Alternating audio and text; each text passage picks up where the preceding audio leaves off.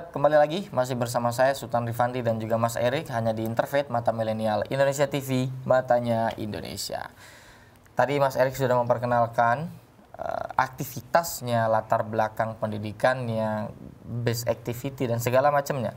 Luar biasa sekali, pilihannya adalah di usia yang muda mau terjun ke dalam aktivitas-aktivitas keagamaan. Tentu saja ini bukan hal yang lumrah ya bagi anak-anak muda yang biasanya nongkrong, yang biasanya berleha-leha gitu ya Mas Erik ya. Nah, saya masuk dalam tema yang akan kita diskusikan, yaitu tentang moderasi beragama. Tentu moderasi beragama ini menjadi jargon, menjadi program, menjadi gagasan utama dalam Kementerian Agama khususnya ya. Ini dengan harapan bagaimana kemudian kita umat beragama ini mampu memoderasikan tingkah laku, perilaku kita untuk baik terhadap sesama dan mengedepankan rasa kemanusiaan. Nah, saya ingin tahu sebenarnya lebih mendalam lagi apa yang dimaksud dengan moderasi beragama, tentu dalam perspektif agama Buddha, Mas Erik. Ya, jadi memang dalam moderasi beragama ini merupakan satu paham ataupun satu cara pandang ya kita dalam beragama. Apapun agama yang kita anut sebetulnya, bagaimana moderasi beragama ini artinya berada di jalan tengah. Kita tidak ekstrem kanan, artinya meyakini satu ajaran tertentu dengan fanatisme berlebihan. Fanatisme berlebihan itu apa? Mungkin sederhananya adalah merasa bahwa agama ajaranku yang paling benar dan orang lain semua salah, sehingga tidak menimbulkan rasa toleransi terhadap praktek beragama yang dilakukan oleh penganut agama lain. Dan juga tidak ekstrem kiri artinya liberal, bahwa sangat-sangat memisahkan antara urusan agama dengan urusan duniawi. Kita hidup di Indonesia sebagai negara yang berketuhanan. Nah, sehingga kita harus ada di jalan tengah tersebut, tidak ekstrem kanan, tidak ekstrem kiri, berada di tengah-tengah. Nah, saya kira kami sebagai pemeluk agama Buddha yang hidup, tinggal, dan tumbuh di Indonesia juga memiliki satu cara pandang yang sama.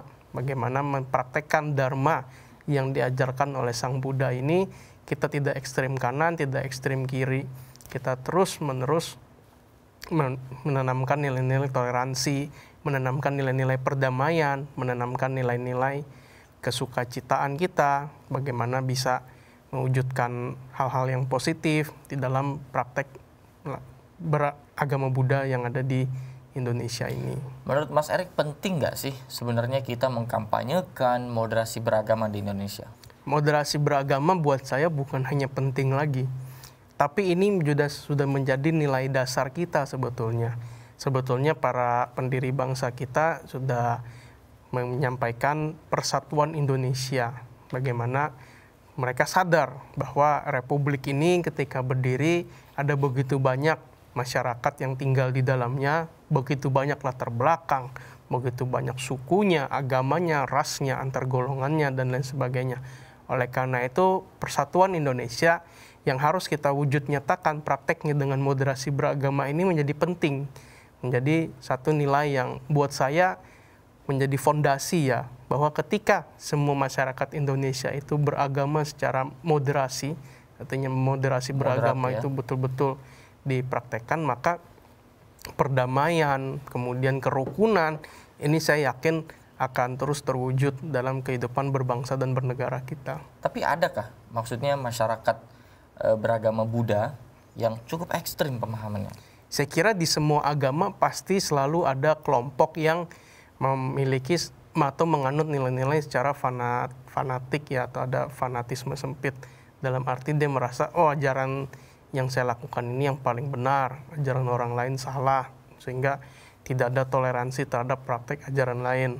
Nah, tugas kita adalah bagaimana bisa mengkampanyekan bahwa dalam beragama ini kita tidak, terutama di Indonesia, kita harus memiliki sikap yang moderat. Artinya kita mempraktekkan ajaran kita, tetapi tidak merugikan pihak lain. Apa ya, menurut Mas Erik, apa yang menyebabkan atau menjadi faktor dominan seseorang itu bisa menjadi intoleran begitu loh, ekstrim dalam memahami agama ini? Faktor munculnya intoleransi di dalam masyarakat kita tentu selain faktor perkembangan teknologi, juga memang pemahaman ataupun pengajaran yang dilakukannya. Karena kita tahu bahwa di Indonesia ini dalam beragama itu kan disampaikan secara yang turun-temurun dan juga secara word of mouth. Artinya dari mulut ke mulut diajarkan, diberikan satu bimbingan dan lain sebagainya. Sehingga faktor guru, faktor pengajar menjadi penting bagi masyarakat kita dalam memahami nilai-nilai agama. Dan saya rasa selain itu juga dengan hadirnya kemunculan teknologi, berita-berita hoax, berita-berita propaganda negatif dan lain sebagainya ini semakin memperkeruh suasana. Maka tugas kita dalam membentengi diri dari hal-hal yang negatif tersebut.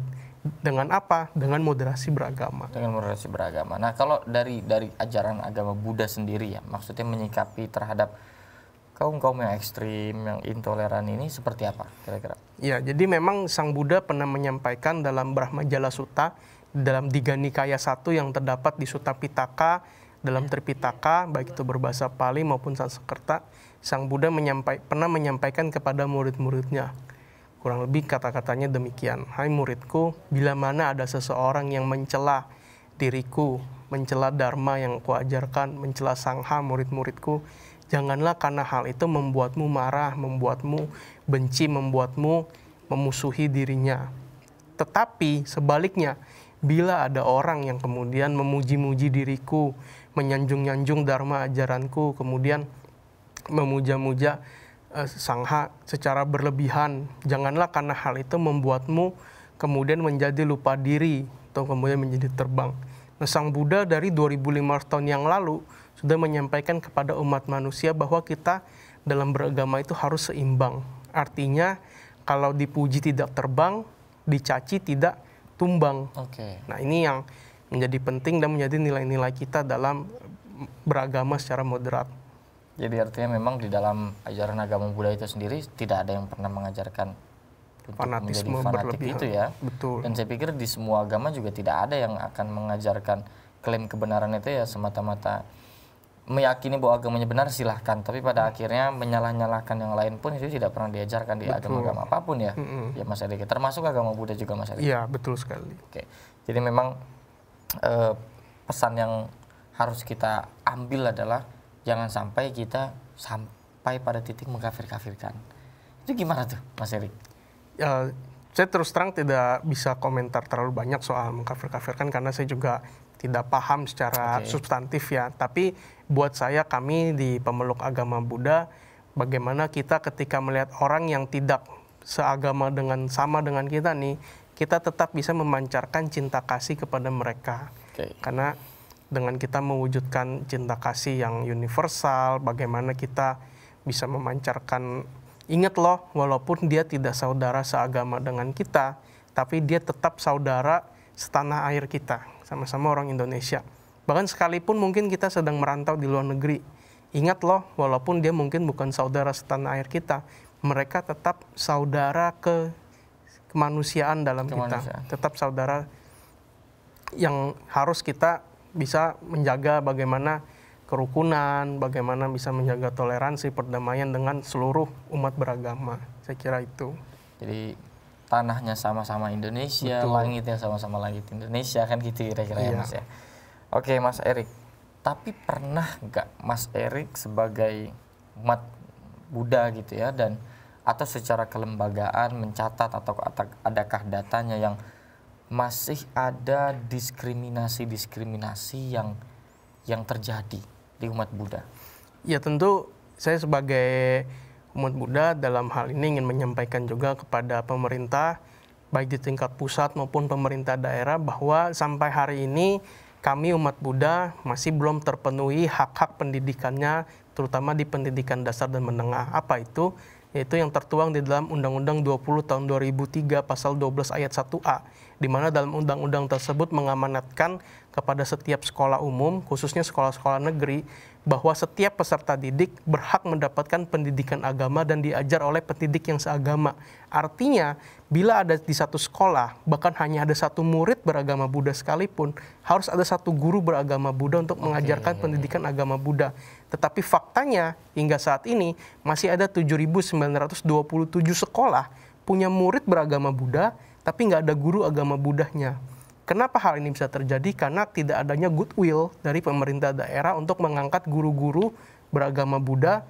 Karena pengangkatan guru saat ini kan kewenangannya ada di, kalau SD SMP di pemerintah kota kabupaten, SMA di pemerintah provinsi. Betul. Mereka nggak buka lowongan CPNS untuk guru tersebut atau lowongan P3K. Hal ini yang sangat kita sayangkan, dan saya ingin menyuarakan bagaimana pesan ini bisa terus disampaikan dan disadari oleh seluruh stakeholder, karena hak-hak dasar ini, hak-hak pendidikan ini yang sebetulnya harus diwujud nyatakan, dipenuhi oleh negara kita. Dan itu butuh political will, butuh kemauan dari pemerintah untuk pada akhirnya memberikan hak-hak tersebut. Betul. Ini luar biasa sekali. Nah, selain itu, karena memang mungkin masih ada banyak hal yang belum didapatkan gitu ya. Artinya dalam konteks moderasi beragama itu kan menjadi salah satu pemenuhan. Tapi dalam konteks masyarakatnya sebenarnya sikap-sikap seperti apa sih yang harus dimiliki demi terlaksananya moderasi beragama, tentu dalam perspektif agama Buddha. Bagaimana kira-kira? Jadi di dalam ajaran agama Buddha kami punya 4 sikap luhur yang patut dikembangkan. Memiliki 4 sikap luhur yang harus dikembangkan. Ya, jadi 4 sikap luhur ini apa saja? Yang pertama adalah mengembangkan metta. Metta ini adalah cinta kasih universal. Mengembangkan metta. Metta. Kemudian yang kedua adalah mengembangkan karuna. Karuna ini adalah sikap welas asih. Jadi bagaimana kita bisa berempati terhadap orang lain. Kalau kita lihat orang lain susah, kita merasa susah. Jangan seperti kebanyakan orang kalau udah nggak suka nih sama orang lain, dia lihat orang lain susah malah seneng. Nah, ini sikap yang kurang baik. Ya. Kemudian yang ketiga adalah mengembangkan mudita. Mudita ini adalah sikap bisa turut berbahagia ketika melihat orang lain bahagia. Jangan, tadi juga biasanya kalau orang itu kan susah lihat orang lain senang, senang lihat orang lain susah. Nah, jadi ini yang harus kita hindari. Dan di dalam ajaran agama Buddha, Sang Buddha tegas mengajarkan untuk kita mengembangkan sikap ini. Yang keempat adalah mengembangkan mudita. Ketiga mudita, yang keempat adalah mengembangkan UPK. UPK ini adalah keseimbangan batin, yaitu menang tidak terbang, kalah tidak patah. Artinya kalau kita dipuji orang, kita nggak kemudian merasa di atas awan. Kalau kita dicaci orang, kita kemudian nggak menjadi dendam, nggak menjadi dengki, dan lain sebagainya. Saya kira itu yang ini apa? 4 ajaran apa? 4 sikap luhur batin yang harus dikembangkan. Brahma Vihara. Brahma Vihara ini akan saya dalami. Tentu saja termasuk bagaimana menjauhkan atau memblocking apa yang harus kita tinggalkan supaya moderasi beragama itu bisa dilaksanakan dari 4 ajaran tadi. Tapi tentu saja di segmen berikutnya, jadi jangan kemana-mana, tetap di Interfaith hanya di Mata Milenial Indonesia TV, matanya Indonesia.